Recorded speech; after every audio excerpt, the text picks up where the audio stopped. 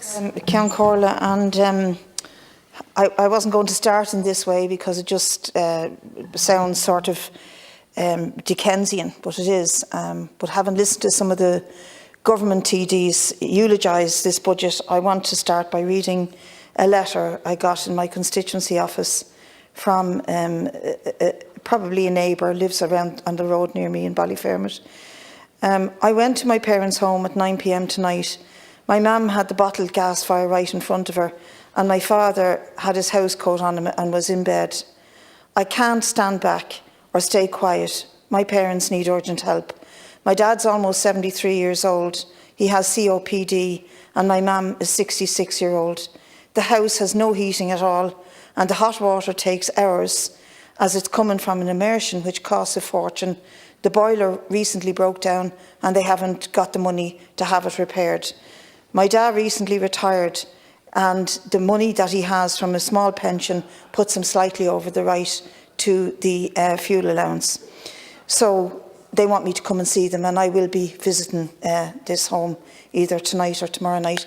And I want to contrast that with the idea that somehow this is an amazing budget. It's going to lift people out of poverty, that aren't we a great country of egalitarians? This House sees everybody as being equal and treats them equally. Well, actually we don't. This is the third wealthiest country on the planet, and all the wealth is in the hands of a few. And when somebody on the other side talks about sharing the wealth equally, we're well far from it. I just want to go through some of the issues in the budget that I thought are worth raising. First of all, the obvious point. Having come out of the COVID period, when this country did recognise that everybody needed at least €350 a week to survive, and everybody got that payment. We come out of that period, the COVID payments are renewed and removed, and we're back down to the basic welfare payments. And what do we get in the budget of this year in the middle of a cost of living crisis never seen anything like before in the history of this state? We get a €12 rise on basic rise on basic social protection payments. But €12 is not anywhere near the figures for inflation.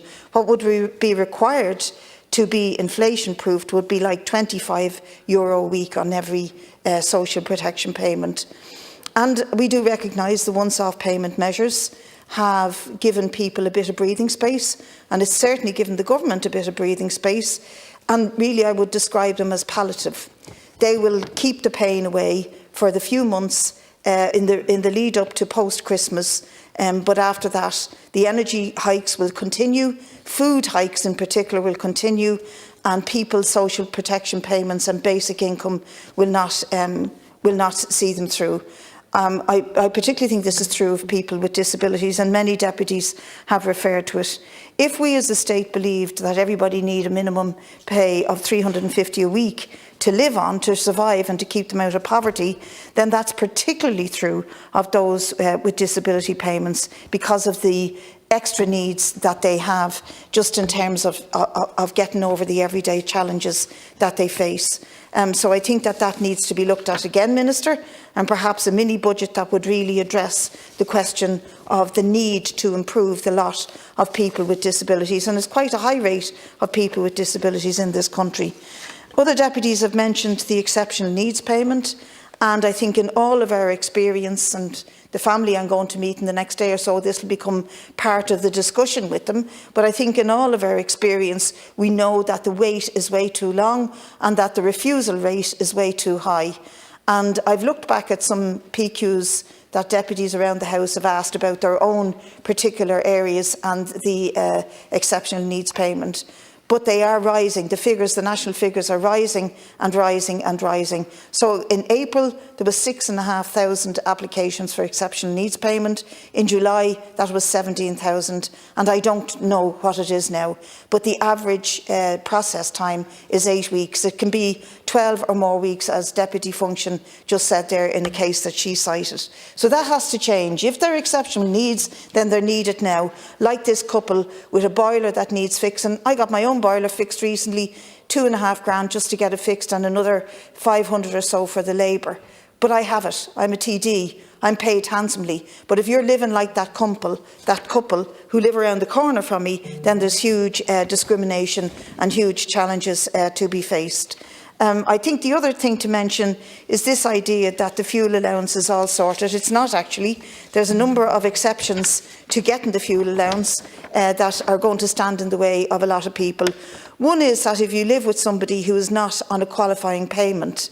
So I have a case of a blind man in an island off the coast of Cork, and he came to me because he's known me from the past, and somebody who lives with him and helps him has been refused carers allowance, and now he has been refused for the first time ever fuel allowance because she's living there and she's not entitled to any payment from the state. So she has no income and he's been cut off fuel allowance.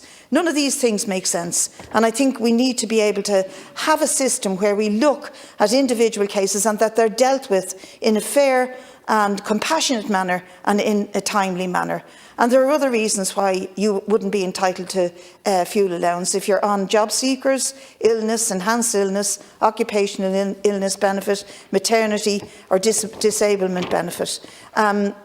If you're getting any of these payments, you're not entitled automatically to the fuel allowance. And that offers a real barrier for other rights that people might have to the SEAI grants, for example. So I've had dozens and dozens of workers who've retired with a tiny pension of maybe that throws them maybe €6, €5, €3 over the limit, and they're cut away from all benefits from the SEAI, which is really, really shocking, and that needs to end.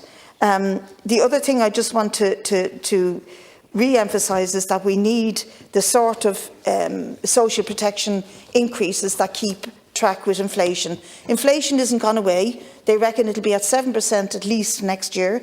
And on certain items, particularly on food, which is something that people who are dependent on social protection spend most of their income on, and they spend it in the here and now. Food inflation has gone crazy on the most basic stuff. Dairy products, for example, the food inflation on them I don't understand it, particularly in Ireland, where we've got the biggest dairy industry in the whole of the EU.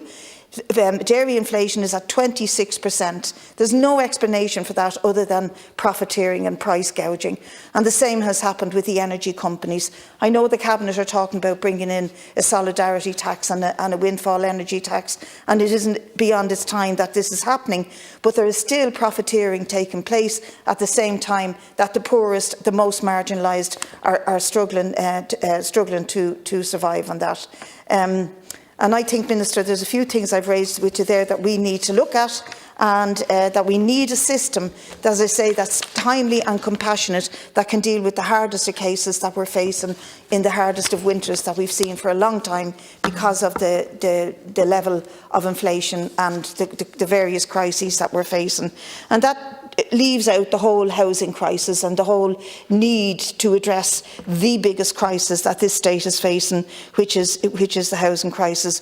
But many of the people who are in this cohort are facing the dual challenge of both the housing challenge as well as the poverty challenge.